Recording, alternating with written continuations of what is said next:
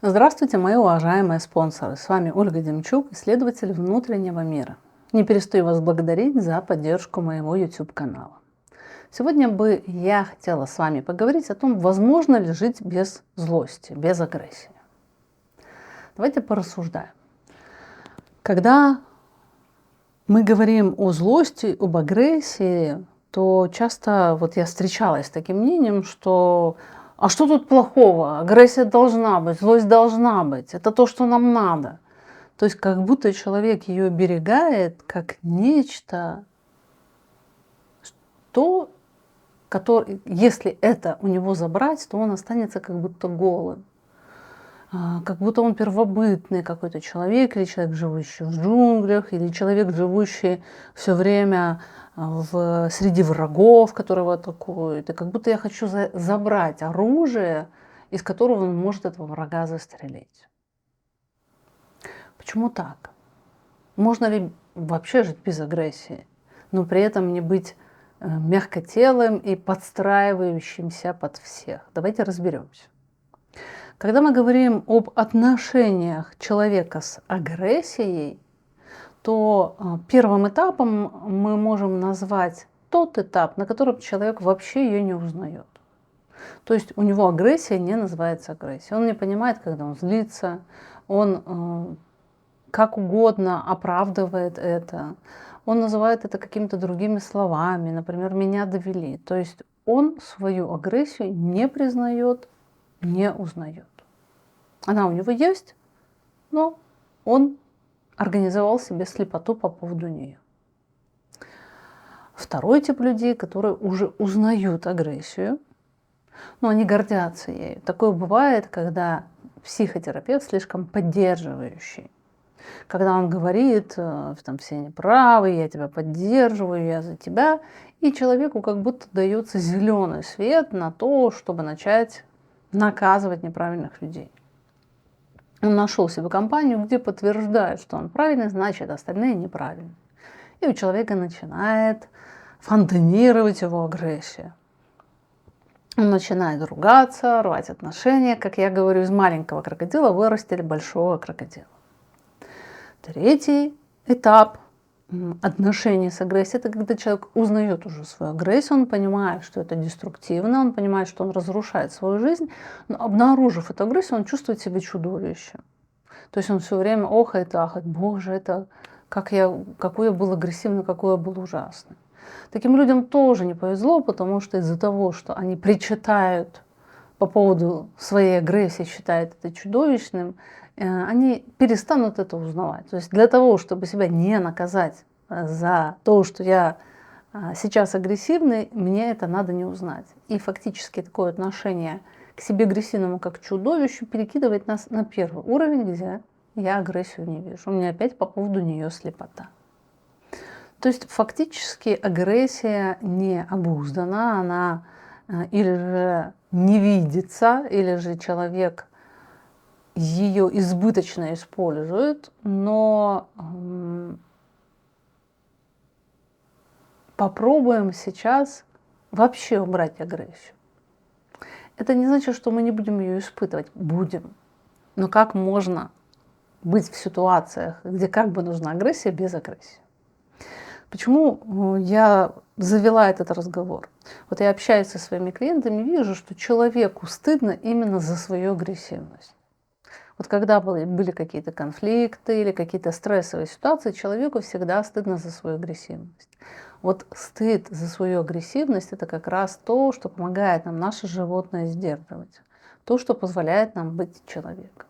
И стыд необходим. Как вы знаете, там маньяки, психопаты, они не испытывают стыд. Они делают все, что им хочется, и стыда у них как такового нет. То есть стыд – это необходимое чувство для того, чтобы мы не стали животными.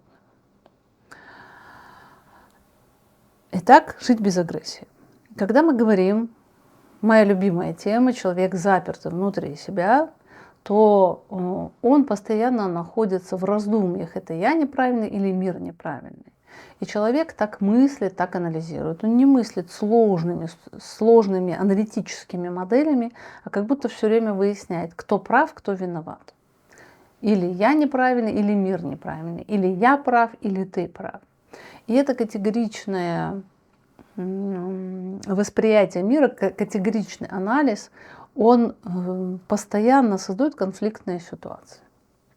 То есть, если бы я пыталась понять, что происходит, то у меня не было бы такой заряженности, потому что если я не права, то мне надо себя наказать, а если ты не прав, тебя наказать. Или же терпеть и мучиться тебя, терпеть тебе такого ужасного. То есть человек, который зациклен на себе, он неизбежно будет генерировать много агрессии. Неизбежно. Или же аутоагрессия, или же агрессия вовне. Давайте разберем 3 случая. Как в них пребывать без агрессии. Вот, например, случай конфронтации, когда мы попадаем в конфронтацию с кем-то. Мы говорим с человеком, у нас диалог, и вдруг нам человек говорит: ты меня не слышишь. Я тебе говорю, а ты меня не слышишь, ты меня не слушаешь. И если мы зациклены на себе, то эта фраза прозвучит как обвинение. То есть он нас обвиняет. Когда нас обвиняют, это значит, на нас совершилось нападение, и надо или атаковать в ответ, или же начать оправдываться. То есть, когда вы говорите с человеком, вы ему говорите что-то по типу «ты меня не слышишь», он начинает атаковать вас в ответ, говорить там, можно подумать, ты слушаешь, или же начнет говорить, да нет, я слушаю, слушаю. Это говорит о том, что он воспринял ваши слова как атаку. То есть, сейчас в этот момент ему как будто надо выяснить, это вы не правы, сказав так, или это он не прав и плохой за то, что он действительно не слушает. Вот эта вот категоричность, она создает сразу пространство для агрессии и аутоагрессии. Если мы эту фразу воспринимаем как «ты меня не слышишь», буквально, без добавления, выяснения, кто плохой, а кто хороший, а буквально, то здесь агрессировать не на что. Здесь можно спросить, а почему ты так решил? Или же, посмотрев внутрь себя, сказать, да, извини, улетела мыслями. Видите, агрессивности не надо. Но если я как будто пойманный вор за руку, мне говорят, ты меня не слышишь, я это воспринимаю как нападение, то все. Тут уже должна начаться агрессия на себя и на друга. Еще один пример. Защита границ. Например, человек говорит с вами на повышенных тонах. Вы ему говорите, мне не нравится тон, с которым вы со мной разговариваете.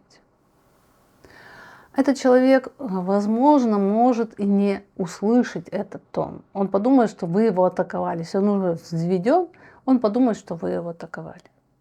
И когда люди говорят про защиту личностных границ, они как будто подразумевают какие-то универсальные инструкции, которые ему помогут. Но если человек агрессивен, если человек вошел в раж, то иногда ничего невозможно сделать. То есть просто выдержать это.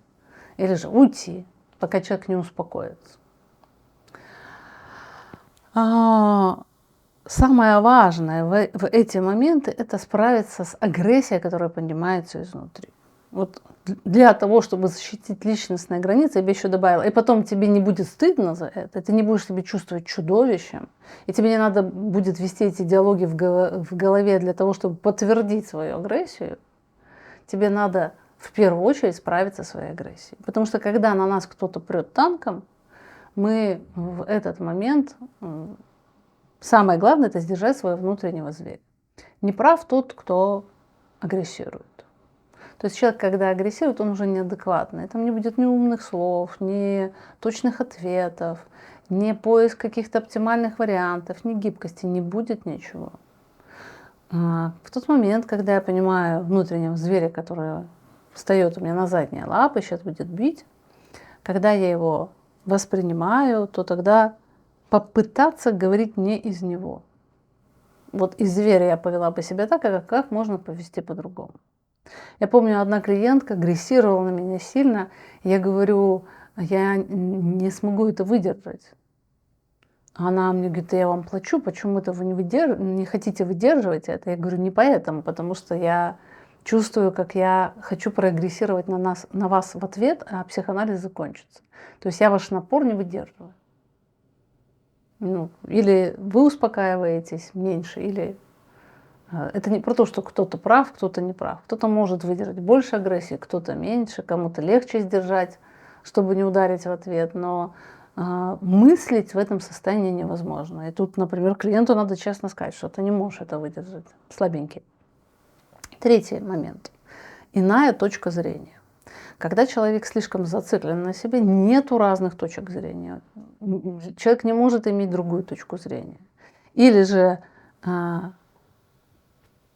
я неправильный, или же ты неправильный. Но точка зрения должна быть одна. И поэтому идет постоянное такое препирательство. Люди не ищут вдвоем истину, они доказывают, что прав я, а другой доказывает, что прав я. Потому что не может быть нескольких точек зрения. Одна должна быть обязательно правильной. И когда мне надо, я начинаю агрессировать, я начинаю давить на другого, потому что если я не докажу, что моя правильная, значит моя неправильная. А когда два человека пытаются реально выяснить, что происходит, вдвоем постигнуть истину, логически дойти до того, как на самом деле, то конфликты и агрессивность здесь не нужны. То есть наша агрессивность – это всегда давление, продавливание и утверждение нашей субъективности. Это попытка подчинить мир и сделать его тождественным себе. Человек в субъективности похож на танкиста. Он все время в танке, он все время целится, потому что кругом враги. Громадное количество боли и громадное количество агрессии, которые приходится постоянно сдерживать. Напоминаю, что в субботу прошел вебинар «Я снаружи, я внутри», можно купить запись. И на сайте уже появилась школа мышления, можно записываться.